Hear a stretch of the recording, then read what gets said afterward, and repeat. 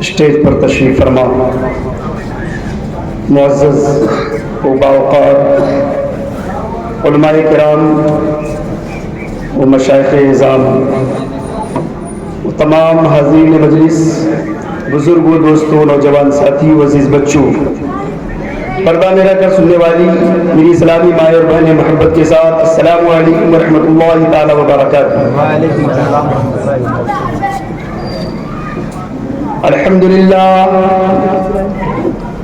الحمد لله حمدا كثيرا طيبا مباركا فيه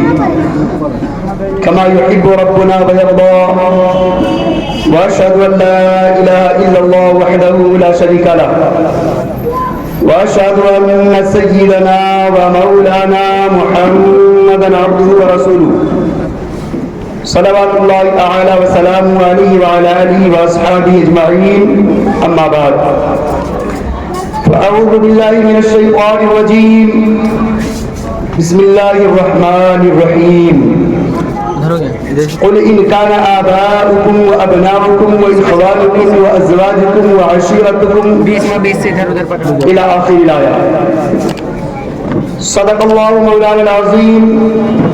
وصدق رسوله النبي الأمين الكريم، ونحن على ذلك لمن الشاهدين والشاكرين، والحمد لله رب العالمين۔ یا رب بالمصطفى بلغ مقاصدنا واغفر لنا ما مضى یا واسع الكرم۔ معزز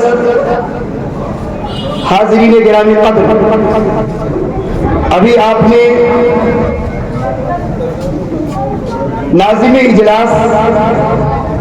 مولانا قاری شعبان اللہ صاحب سے اس جلسے کے تمام مہمان خصوصی اور دستار بندی کے تعلق سے آپ نے سماعت کیا۔ ابھی آپ تھوڑی دیر میں ملاحظہ کریں گے، زیارت کریں گے، آپ کی نظروں کے سامنے رونق اسٹیج ہوں گے ہمارے مہمان خصوصی، اور انہی کا خصوصی بیان بھی ہونا ہے۔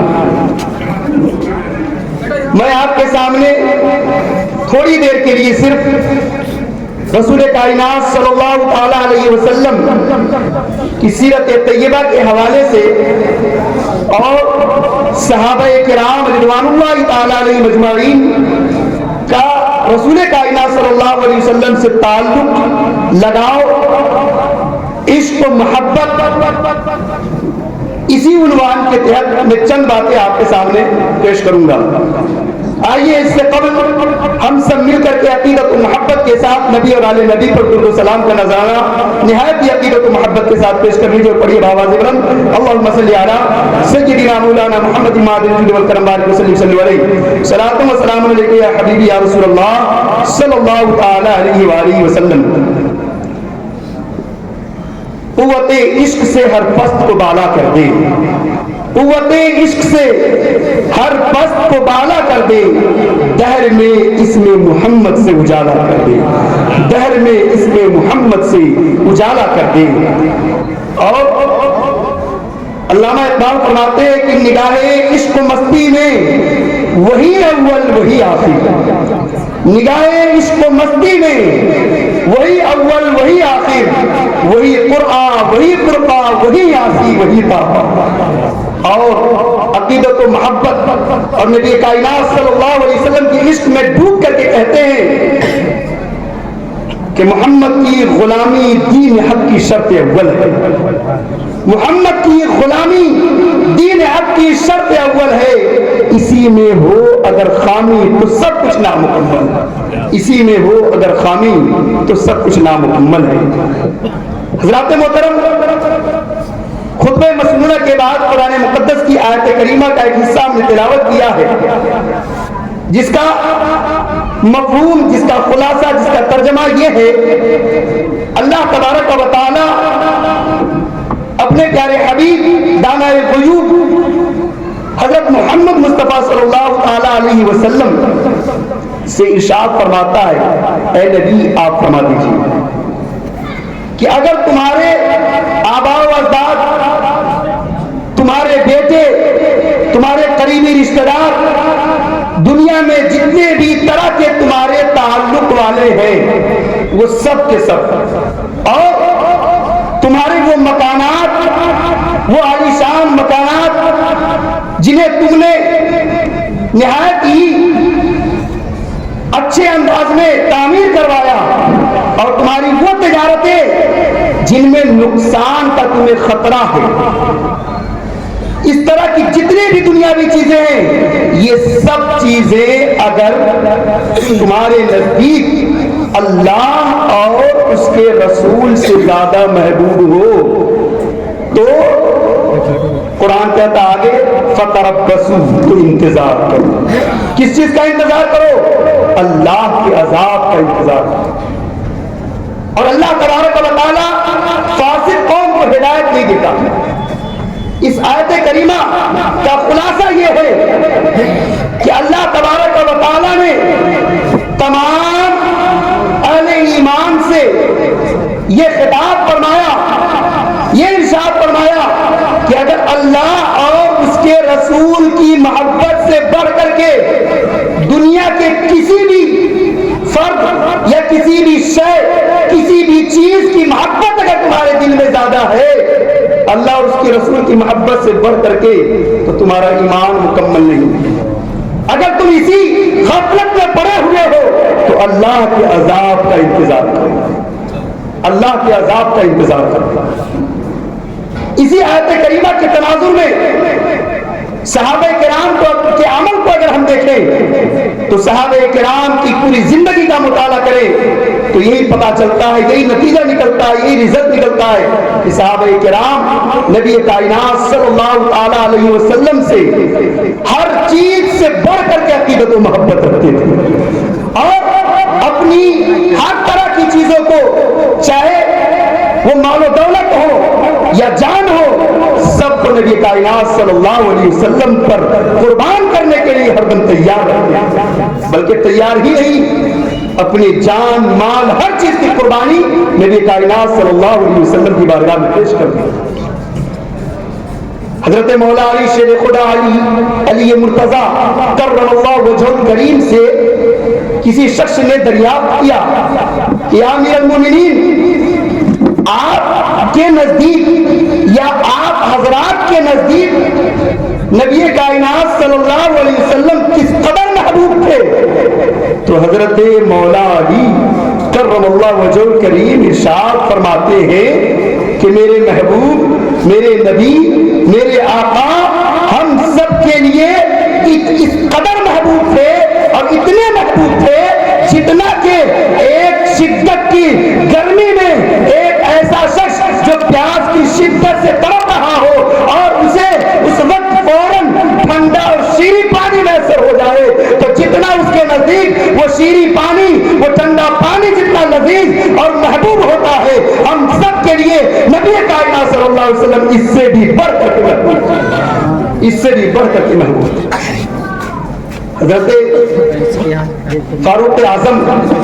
خلیفہ دوم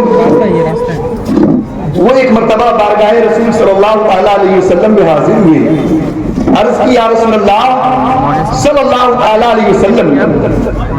میں دنیا و ما فیہا کی تمام چیزوں سے بڑھ کر کے یا رسول اللہ میں آپ سے محبت کرتا ہوں، اپنے آپ کو چھوڑ کر، اپنے نفس کو چھوڑ کر کے میں دنیا کی تمام چیزوں، ہر طرح کی رشتہ دار، ہر طرح کی رشتہ داری وغیرہ تمام چیزوں سے بڑھ کر کے یا رسول اللہ ہم آپ سے محبت کرتے ہیں۔ تو میرے آقا صلی اللہ علیہ وسلم نے فرمایا اے عمر، ابھی ایمان مکمل نہیں ہوا، ابھی ایمان مکمل نہیں ہوا۔ تو حضرت عمر رضی اللہ تعالیٰ عنہ نے عرض کیا رسول اللہ بات اگر یہ ہے تو یا رسول اللہ صلی اللہ علیہ وسلم میں جس طریقے سے دنیا و ما فیہا کی ہر چیز سے بڑھ کر کے آپ سے محبت کرتا ہوں یا رسول اللہ میں اپنے نفس سے بھی زیادہ آپ سے محبت کرتا ہوں۔ تو نبی نے فرمایا الآن یا عمر، اے عمر اب تمہارا ایمان مکمل۔ یہ کس سے فرما رہے میرے آقا صلی اللہ علیہ وسلم؟ حضرت عمر رضی اللہ تعالیٰ عنہ سے فرما رہے، وہ معزز صحابی جن کی آل حضور شیخ العالم علیہ رحمۃ الرضوان یہاں لیٹے ہیں، جن کی بارگاہ میں ہم سب حاضر ہیں۔ تو اس سے پتہ کیا چلا، معلوم کیا ہوا کہ ایمان کو مکمل کرنے کے لیے، ایمان کو کامل بنانے کے لیے، پختہ مومن ہونے کے لیے لازم اور ضروری یہ ہے کہ ہر چیز سے بڑھ کر کے اللہ اور اس کے رسول سے محبت کی جائے، اللہ اور اس کے رسول سے محبت کی جائے، تب جا کر کے ہمارا ایمان مکمل ہوگا۔ حضرت بلال رضی اللہ تعالیٰ عنہ کو کون نہیں جانتا، مؤذن رسول، عاشق رسول حضرت بلال حبشی رضی اللہ تعالیٰ عنہ جب نبی کائنات صلی اللہ تعالیٰ علیہ وسلم پردہ فرما گئے تو حضرت بلال رضی اللہ تعالیٰ عنہ مدینہ طیبہ میں زندگی گزار رہے تھے اور اپنی اگلی زندگی گزارنے لگے، لیکن دل بالکل بے قرار رہتا تھا، بے چین رہتا تھا، پریشان رہتے تھے کہ نبی کائنات صلی اللہ تعالیٰ علیہ وسلم کی زیارت ان آنکھوں سے نہیں ہو رہی۔ مدینہ طیبہ کی گلیوں میں پھرتے، مسجد نبی کے جوانب اور اطراف میں دیکھتے، روضہ رسول پر حاضر ہوتے، ہر طرف یہی تمنا، یہی آرزو ہوتی تھی کہ رسول اللہ صلی اللہ علیہ وسلم کے رخ زیبا کی زیارت ہو جائے۔ لیکن جب آہستہ آہستہ تقریباً 6 مہینہ گزر گیا تو ایک روز بالکل بے چین ہو کر کے حضرت ابوبکر صدیق رضی اللہ تعالیٰ عنہ سے گزارش کی، یا اب اے مومنوں کے خلیفہ،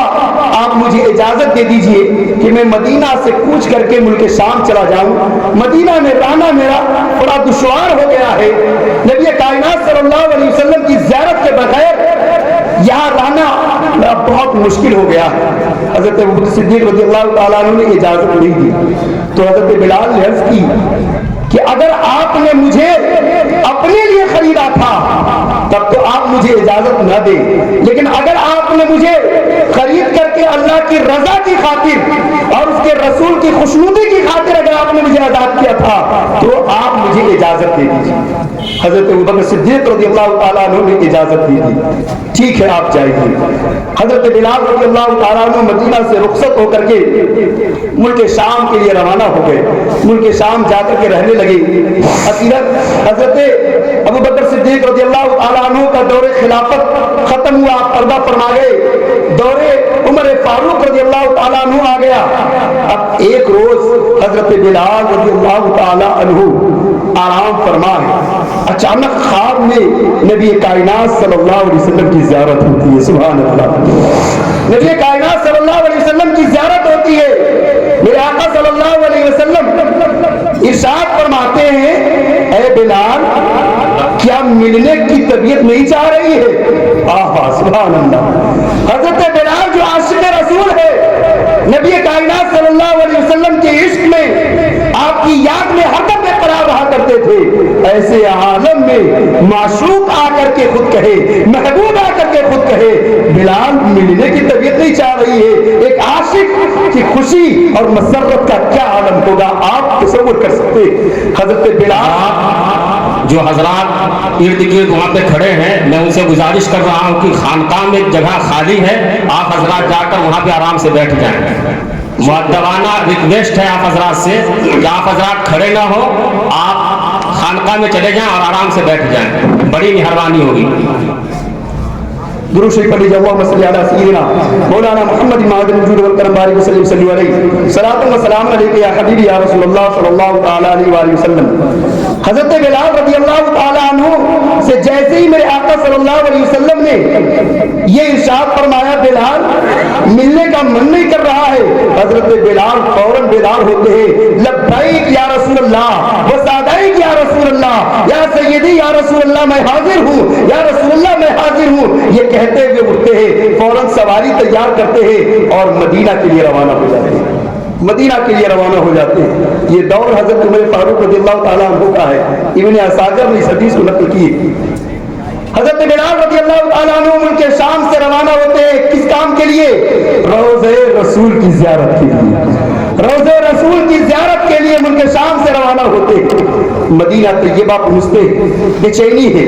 عشق ہے کہ اندر سے بالکل جوش مارتا جا رہا ہے، جیسے جیسے مدینہ قریب آ رہا ہے اتنی ہی بے چینی بڑھتی جا رہی ہے۔ المختصر مدینہ طیبہ حاضر ہوتے ہیں، مسجد نبی میں تشریف لے جاتے ہیں، بارگاہ رسول روضے رسول پر پہنچ کر کے سلام پیش کرتے ہیں اور عرض کرتے ہیں یا رسول اللہ صلی اللہ علیہ وسلم آپ کا یہ غلام حاضر ہے، یا رسول اللہ اپنی زیارت سے ہمیں سرفراز فرما،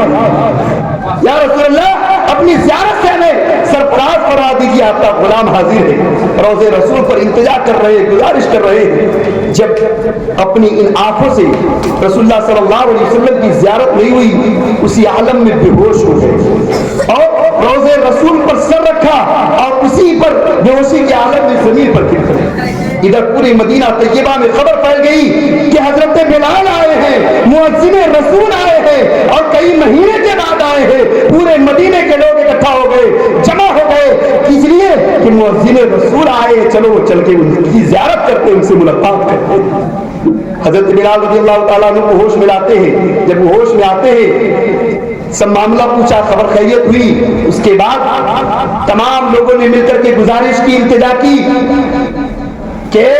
جب آپ تشریف لے ہی آئے ہیں تو زمانہ ہو گیا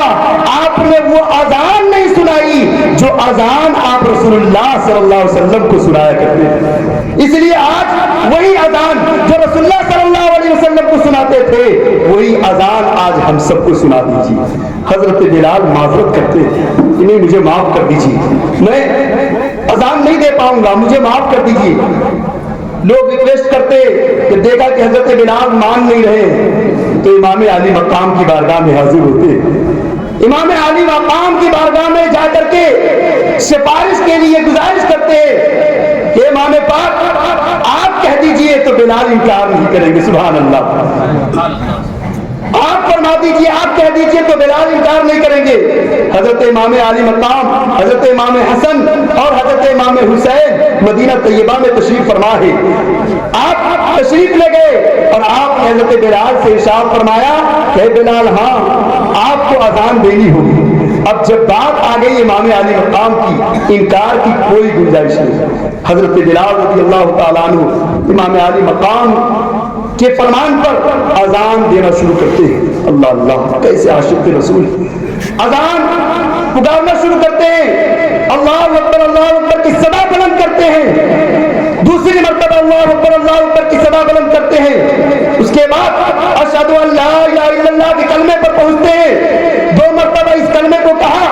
اس کے بعد جیسے ہی اشہد ان محمد رسول اللہ صلی اللہ علیہ وسلم کے کلمے پر پہنچتے ہیں تو غش کھا کر کے زمین پر گر جاتے ہیں، اللہ غش کھا کر کے زمین پر گر جاتے ہیں۔ لوگوں نے انہیں اٹھایا، پوچھا، دریافت کیا کہ آخر وجہ کیا ہے، تو پتا چلا، معلوم ہوا کہ حضرت بلال اس وجہ سے غش کھا کر کے زمین پر گر گئے کہ جب نبی کائنات صلی اللہ علیہ وسلم کے دور میں آپ کے حیات ظاہری میں جب اذان دیا کرتے تھے اور جب اشہد ان محمد رسول اللہ پکارتے تھے تو ان آنکھوں سے رسول اللہ کی زیارت ہوا کرتی تھی۔ آج جب اذان دے رہے ہیں تو رسول اللہ صلی اللہ علیہ وسلم کے رخ زیبا کی زیارت تو ہوئی، اس کتاب نہ لا کر کے غش کھا کر کے زمین پر گر جاتے ہیں۔ ایسے عاشق رسول تھے۔ اب یہاں ٹھہر کر کے ذرا غور کیجیے اس حدیث پر، یہ واقعہ کب پیش آیا؟ حضرت عمر رضی اللہ تعالیٰ عنہ کے دور میں پیش آیا، اور یہ کن کا عمل ہے؟ ایک عاشق رسول، صحابی رسول کا عمل ہے۔ صحابی رسول کس غرض سے مدینہ گئے تھے؟ روضے رسول کی زیارت کے لیے گئے تھے، روضے رسول کی زیارت کے لیے گئے تھے۔ اور کس دور میں گئے تھے؟ دور خلافت راشدہ میں گئے تھے، اور میرے آقا صلی اللہ علیہ وسلم نے ارشاد فرمایا، اپنی حیات ظاہری میں فرما دیا تھا کہ میری سنت اور میرے خلفائے راشدین کی سنت پر مضبوطی سے عمل کرو، میری سنت اور میرے خلفائے راشدین کے طریقے کو مضبوطی سے تھام لو۔ اب اس سے پتا چلا، معلوم ہوا کہ جب حضرت بلال جو کہ خود صحابی رسول ہے، صحابی رسول کا عمل حجت ہے، اور کس کے دور میں ہو رہا ہے؟ دور فاروقی میں ہو رہا ہے۔ امیر المومنین حضرت فاروق اعظم رضی اللہ تعالیٰ عنہ کے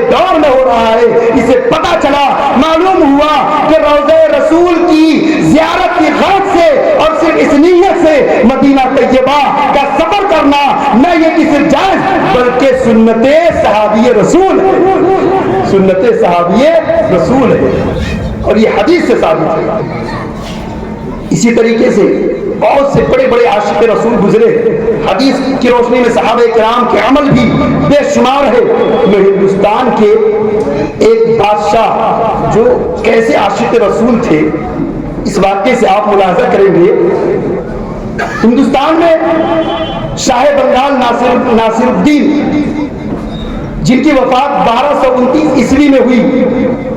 ان کے دربار میں ان کا ایک ہمنشی، ان کا ایک مصاحب جن کا نام محمد تھا، وہ دربار میں رہا کرتے تھے۔ میں اپنی آخری بات پیش کر کے گفتگو ختم کر رہا ہوں۔ وہ مصاحب دربار میں رہا کرتے تھے، جب بھی بادشاہ کو کسی مشورے کی ضرورت ہوتی تو ان کو مخاطب کرتے اور انہیں نام محمد سے پکار کر کے ان سے مشورہ طلب کرتے تھے، کیونکہ ان کا نام ہی محمد تھا۔ ایک دن خلاف عادت بادشاہ نے اپنے اس مصاحب، اپنے اس ہمنشین کو جب پکارا، مخاطب کیا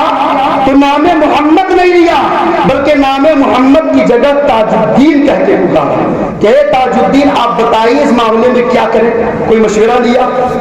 انہوں نے حکم کی تعمیل کی۔ حکم کی تعمیل کے بعد دل میں خیال پیدا ہوا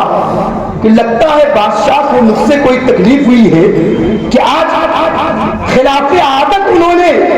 میرا نام جو نام محمد ہے ہمیشہ نہایت ہی عزت و احترام کے ساتھ مجھے اس نام سے پکارا کرتے تھے، لیکن آج انہوں نے مجھے نام محمد سے نہیں پکارا بلکہ تاج الدین کہہ کے پکارا ہے۔ لگتا ہے ان کے دل میں میرے بارے میں کوئی خرابی آ گئی ہے، کسی طرح کا کوئی شبہ پیدا ہو گیا ہے جس کی وجہ سے انہوں نے میرا نام محمد نہیں لیا۔ یہ سوچ کر کے گھر گئے اور دوسرے دن دربار میں نہیں آئے، تیسرے دن بھی دربار میں نہیں آئے، دوسرے دن بھی، تیسرے دن بھی، 3 دن لگاتار دربار میں حاضر نہیں ہوئے۔ بادشاہ نے بھی سوچا کہ آخر میرا مصاحب، میرا ہمنشی جو ہمیشہ میرے دربار میں ہوا کرتا تھا 3 دن سے دربار میں آیا نہیں، آخر وجہ کیا ہے؟ خبر بھیجوا کر کے معلوم کیا اور انہیں اطلاع کر کے بلوایا۔ جب وہ دربار میں 3 دن کے بعد حاضر ہوئے تو بادشاہ نے اپنے اس مصاحب سے پوچھا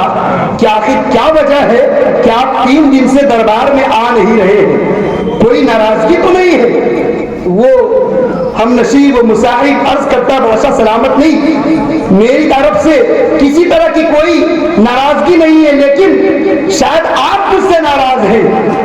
کیونکہ فلاں دن آپ نے جب مجھے مخاطب کیا، جب آپ نے مجھے پکارا تو میرے پیارے نام محمد کے ساتھ آپ نے نہیں پکارا جیسا کہ آپ کی عادت تھی، اس کے باوجود آپ نے اس دن مجھے نام محمد سے نہیں بلکہ تاج الدین کہہ کے پکارا۔ میں نے محسوس کیا کہ شاید آپ کے دل میں میرے بارے میں کوئی کجی آ گئی ہے، کوئی شبہ پیدا ہو گیا ہے جس کی وجہ سے آپ مجھ سے شاید ناراض ہے، اسی وجہ سے اسی سوچ میں ڈوبا ہوا تھا اور اسی وجہ سے میں دربار میں نہیں آ پایا۔ تو بادشاہ سلامت نے جو جواب دیا وہ سونے کے قلم سے لکھنے کے قابل ہے۔ اس بادشاہ نے کہا ہے میرے مصاحب، اے میرے پیارے ہمنشی، بات دراصل یہ نہیں ہے بلکہ بات دراصل یہ ہے کہ اس دن جب میں نے تمہیں تاج الدین کہہ کے پکارا تو اس وجہ سے تاج الدین کہہ کے پکارا کیونکہ اس وقت میرا وضو نہیں تھا اور مجھے گوارا نہیں تھا کہ نام محمد پکاروں اور بے وضو رہوں۔ یعنی بغیر وضو کے نام محمد نبی کائنات صلی اللہ تعالیٰ علیہ وسلم کا یہ نام ہے، اگرچہ میرے مصاحب میرے ہمنشی کا نام ہے اور نام محمد یہ اتنا اعلیٰ ہے، اتنا عظیم ہے کہ بغیر وضو کے میں یہ نام لینا گوارا نہیں کیا، اس وجہ سے میں نے تاج الدین کہا۔ سبحان اللہ، ایسے ایسے عقیدت مند ہمارے ہندوستان میں بادشاہوں میں گزرے، کہ بادشاہوں کا یہ عالم ہے تو اللہ والوں کا کیا عالم ہوگا، جن کے دم قدم سے، جن کے صدقے میں ہمیں ایمان کی دولت ملی ہے، جن کے آنے کی برکت سے اس پورے ہندوستان کے اندر اسلام عام ہوا، اسلام پھیلا، یعنی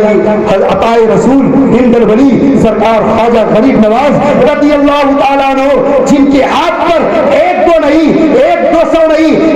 1000 نہیں, 1-2 لاکھ نہیں, بلکہ تقریباً 90 لاکھ لوگوں نے کلمہ طیبہ پڑھا. آج بھی وہ دلوں پر راج کر رہے ہیں. دیکھیں تفریق مذہب و ملت کے اجمیر محلہ چلے جائیے, ہر مذہب, ہر مسلک, ہر مکتب فکر کے لوگ وہاں پہنچتے ہیں اور بارگاہ خواجہ سے کہ فیضان سے مالا مال ہوتے. یہ پورا ہندوستان چشتیوں کا ملک رہا ہے. آج جس بارگاہ میں ہم اور آپ تشریف فرما ہے, یہ بھی حضور خواجہ غریب نواز کے سلسلے چشتیہ کی ایک عظیم کڑی, سلسلے چشتیہ صابریہ کے عظیم بزرگ حضور شیخ العالم شیخ احمد عبدالحق صاحب توشہ رودولوی علیہ رحمت و رضوان کی بارگاہ میں حاضر ہے. آپ مرید و خلیفہ ہیں حضرت جلال الدین کبیر الاولیاء علیہ رحمہ پانی پتی کے, وہ مرید و خلیفہ ہیں حضرت شمس الدین ترک پانی پتی کے, اور وہ مرید و خلیفہ ہیں حضور صادق پاک کلیری علیہ رحمت و رضوان کے, اور آپ خلیفہ اور مرید ہیں حضور بابا فرید الدین مسعود گنج شکر پاک پٹن کے, اور آپ سجادہ نشین اور خلیفہ ہیں حضرت خواجہ قطب الدین بختیار کاکی کے, اور خواجہ قطب الدین بختیار کاکی مہرولی شریف آپ مرید اور خلیفہ ہیں حضور خواجہ غریب نواز رضی اللہ